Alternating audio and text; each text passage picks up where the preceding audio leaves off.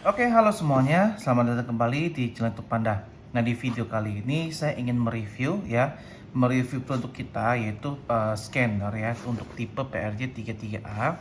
Dan saya juga akan memberitahu cara untuk penggunaannya ya. Sebenarnya untuk penggunaan scanner ini sangatlah gampang dan mudah. Tetapi tetap akan saya kasih tahu ya caranya ya. Nah, di sini untuk kotaknya itu seperti ini ya teman-teman ya. Jadi ini pastikan ini PRJ33A ya teman-teman ya. Nah, A ini tipe 33 ini itu ada dua jenis. Yang pertama 33 biasa dan ini yang 33A ya. Jadi A ini maksudnya apa? A ini adalah scanner itu udah auto ya. Jadi dia punya sensor dan juga dia mendapatkan stand. Kalau yang 333 biasa itu belum mendapatkan stand ya, dan juga kotaknya berbeda seperti ini. Jadi lebih kecil ya. Jadi ini hanya scannernya aja, ini scanner plus stand dan juga yang ini juga sudah auto. Jadi tidak perlu ditekan-tekan lagi ya teman-teman ya. Nah, di sini kita yang akan kita review adalah yang tipe 33A. Untuk isi dalam paketan ini seperti ini, kita buka ya. Nah, di dalam paketan tentu teman-teman akan mendapatkan standnya ya. Ini paket untuk standnya. Jadi standnya itu ada dua. Ini untuk standnya, ini untuk alasnya ya. Jadi ini tinggal dipasangkan seperti ini. Nah, terus untuk scannernya, nah scannernya seperti ini. Dan pastikan ini tipenya 33A ya, 1D, dan juga ini scanner 1D dia tidak bisa men-scan untuk barcode yang QR ya, barcode kotak ya. Jadi ini hanya bisa men-scan barcode yang garis-garis seperti ini. Ya, ini barcode 1D. Kalau barcode 2D itu yang QR yang berbentuk kotak. Jadi ini adalah scanner 1D, teman-teman ya. Nah, terus yang ada di dalam paketan lagi ini ada user manual ya. Nah, user manual ini fungsinya untuk kita setting-setting, ada pengaturan khusus di scannernya ya. Tetapi kalau untuk penggunaan biasa itu tidak perlu disetting, tinggal kita colokkan ke ke komputer ataupun ke handphone, itu juga sudah bisa digunakan ya. Nah, untuk pertama-pertama ini kita singkirkan dulu teman-teman ya. Nah, untuk di sininya ini adalah stand untuk scannernya ya, dan ini bautnya berada di sini. Ini tinggal dibuka ya. Nah, akan saya contohkan. Sebentar. Nah, ini kita tinggal buka menggunakan obeng. Nah, setelah itu yang ini kita bisa pasangkan. Nah, untuk posisinya itu terserah teman-teman, bisa menggunakan seperti ini ataupun bisa seperti ini teman-teman ya.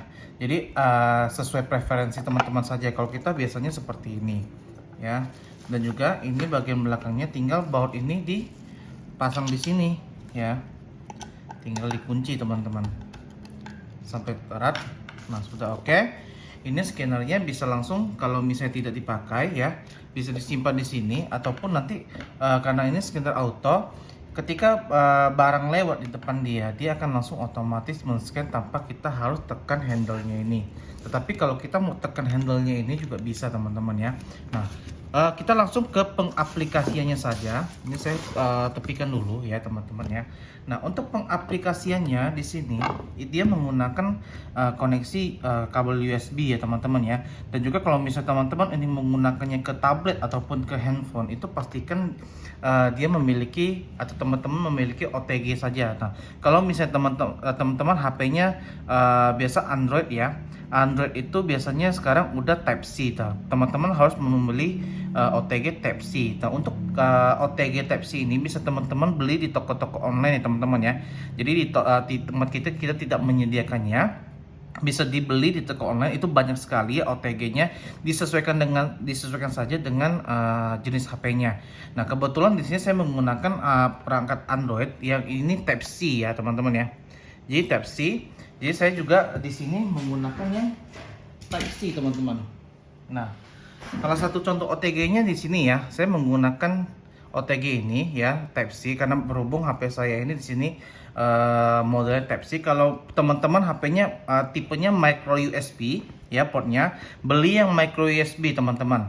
Nah, untuk cara penggunaannya ya, di sini saya pasangkan dulu di sini ya.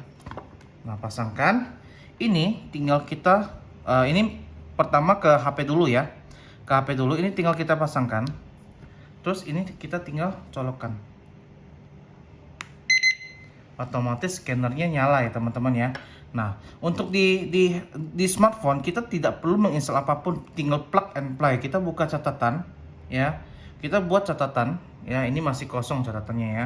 Jadi akan saya scan. Saya ambil contoh ini ya teman-teman ya. Jadi ini masih kosong. Ini ketika kita lewat ini akan nyala ya. Kalau tidak ada barang dia akan mati seperti ini. Lewat nyala. Nah, itulah fungsi auto teman-teman ya. Nah, kita coba scan ini ya. Langsung masuk. Masuk. Masuk. Masuk. Masuk teman-teman ya.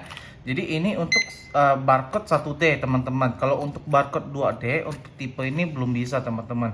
Jadi harus beli scanner yang 2D ya teman-teman ya. Nah, seperti ini. Jadi ini koneksinya menggunakan kabel USB teman-teman ya. Kabel USB dibantu dengan OTG. Nah, selanjutnya kita coba untuk di PC teman-teman. Nah, untuk di PC ini tidak perlu menggunakan OTG, langsung bisa dicolok ke port USB dari PC-nya itu sendiri teman-teman ya. Nah, sebentar saya siapkan dulu. Nah, seperti ini tampilannya ya. Tampilan di sini. Scannernya saya taruh di sini ya. Scannernya saya taruh di sini ya supaya teman-teman bisa lihat juga ya. Nah, ini kabel USB ini tinggal kita colokkan saja ke port USB atau kalau di sini saya menggunakan hub teman-teman ya. Jadi dicolokkan saja ke PC. Ini langsung menyala teman-teman ya. Langsung menyala seperti ini.